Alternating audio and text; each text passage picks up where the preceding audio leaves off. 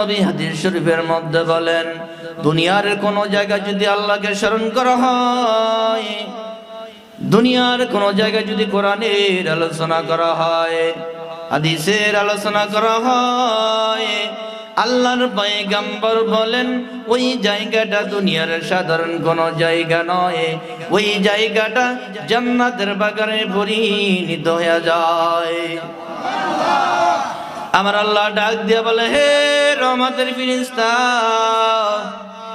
যাও যাও জলদি করে ওই ময়দানে যাও, যাইয়া দেখো কারা কোরআনের কথা বলতে আছে আর কারা বসে বসে গনগন নাশিদের মধ্যে শুনতে আছে। আল্লাহর অর্ডার পাইয়া আল্লাহর রহমতের ফেরেশতারা এই ময়দানের চতুর্পাশে দিয়ে দাঁড়ায়া যায়। এক একজনের কাঁধ উপরে এক একজন দাঁড়াইয়া একেবারে আল্লাহর আরশ পর্যন্ত দাঁড়ায়া যায়। আমার আল্লাহ ডাক দিয়া বলে, রে ফেরেশতা,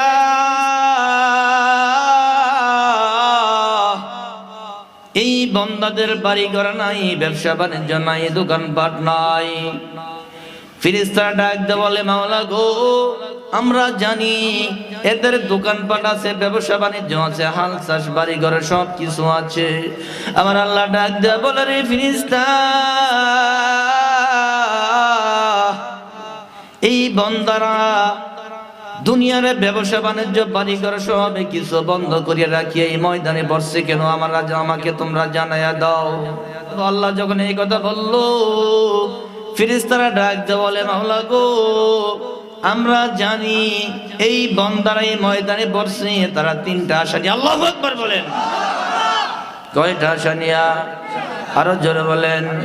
এর তিনটা আশা নিয়ে এই ময়দানে বসছে। আমার আল্লাহ ডাক দিয়া বলে, রে ফেরেশতা, আমার বান্দাদের তিনটা আশা কি, তোমরা একটা একটা করে আমাকে তাড়াতাড়ি জানিয়ে দাও।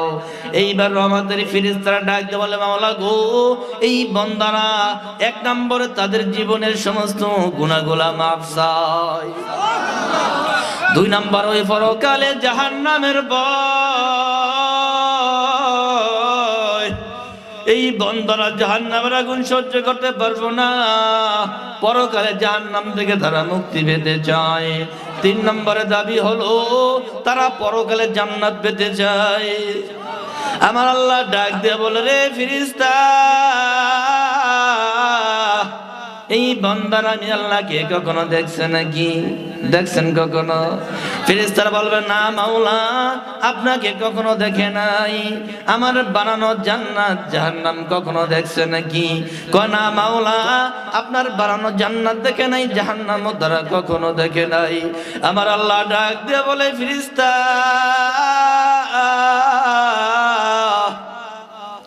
যেই বান্দা আমি আল্লাহকে না দেখিয়া, জান্নাত জাহান্নাম না দেখিয়া পরকালের মুক্তির আশায় ময়দানে বসলো, ও ফেরেশতারা তোমরা সুসংবাদ জানাইয়া দাও, আমি আল্লাহ রাব্বুল আলামিন বান্দাদের জীবনের সমস্ত গুনাহগুলা মাফ করিয়া দিলাম। এর নবীর উম্মতের দল,